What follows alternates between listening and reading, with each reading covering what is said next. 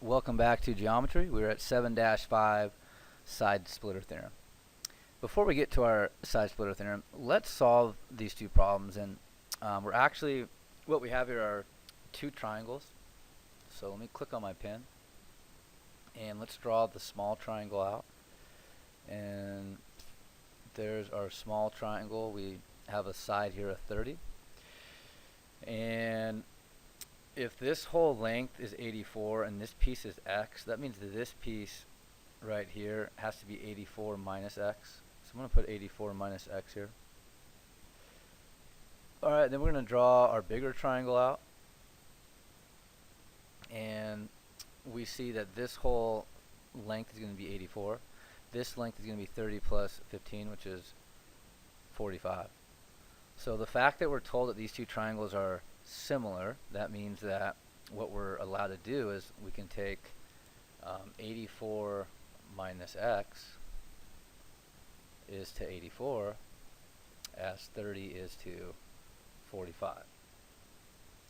Alright, and when we solve for that, we end up getting x is equal to 28.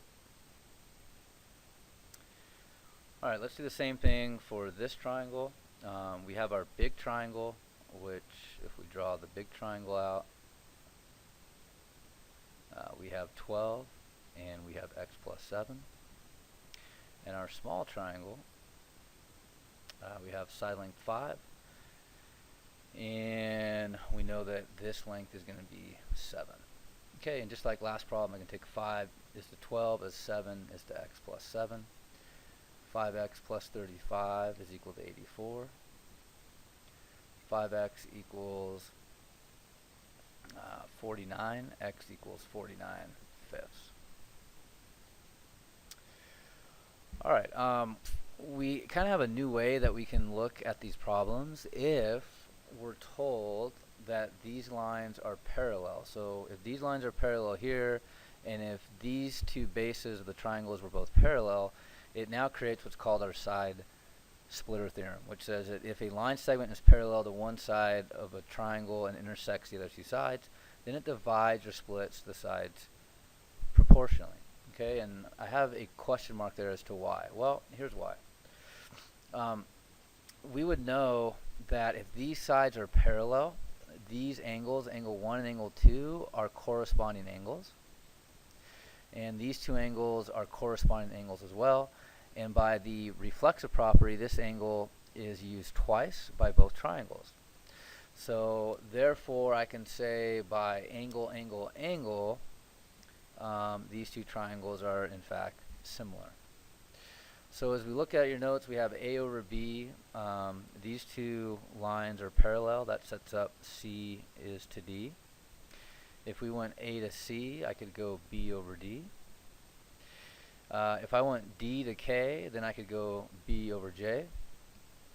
And if I want J to B, I could go K to D. A over C, I felt like we had that one. Yes, we have B over D again.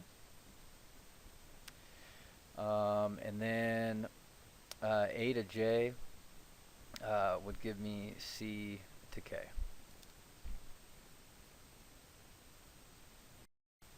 Alright, so more practice problems involving the side splitter theorem. Here we have x is to 24. Okay, so if I look at the small base to the big base, I can take the small side 12 to the big side, which is 21. X over 24, let's reduce 12 over 21 to 4/7.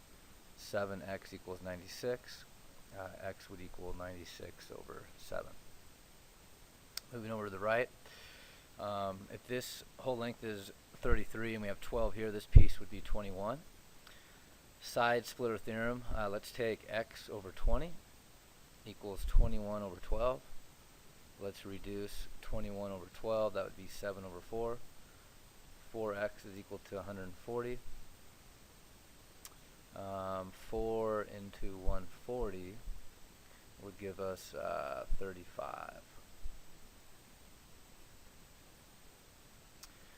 Alright, then moving over here, we would need to be told that these lines are parallel because these are corresponding angles. Therefore, these lines have to be parallel. So let's take x plus 1.5 over x equals 5 over 2.5.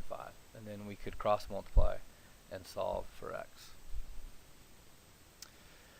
Alright, these lines that are parallel do not have to be in a triangle. Okay, so we can have these lines are parallel. We have two transversals. A to B is equal to C over D. A over C is equal to B over D. And D over C is going to be equal to B over A. Next theorem we have is a big one. It says the triangle angle bisector theorem. The angle bisector of a triangle divides the opposite side into two segments that are proportional to the other side. Okay, one thing that this is not, okay, this is not, this will not create three similar right triangles. Okay, so this is not 7-4 where we drew in an altitude. See, this is an angle bisector, so it's not an altitude. We will not create three similar triangles. But what we will do is we will create two similar triangles. Okay, so that's what we will create from an angle bisector. And we can see that. We're saying that this triangle in red and then this triangle here, these two triangles are similar because these angles are the same. So if we fold this over and set up a proportion, we see that 5 is with 8 and 3.6 is with y. So 5 over 3.6 is going to equal 8 over y, and then we can cross multiply and solve for y. Here, again, since this is an angle bisector, it creates two similar triangles. 6 is to 4, and if I fold this triangle on the left over the right, 6 and 9 match up, 4 and x match up. So 9 over x, we can cross multiply. 6x equals 36. X is equal to 6. Over here again, these two angles are the same.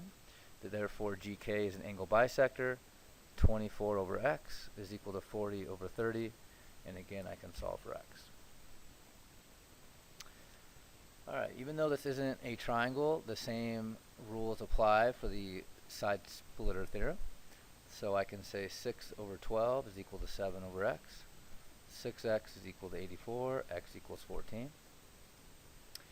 Here I have 18 over 9 is equal to 24 minus x over x.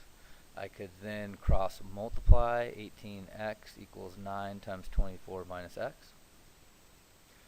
Alright, and it also works for this shape. I can take 15 is to x as 26 is to 30. And then for y, I can take 16.5 over 15 equals y over 26.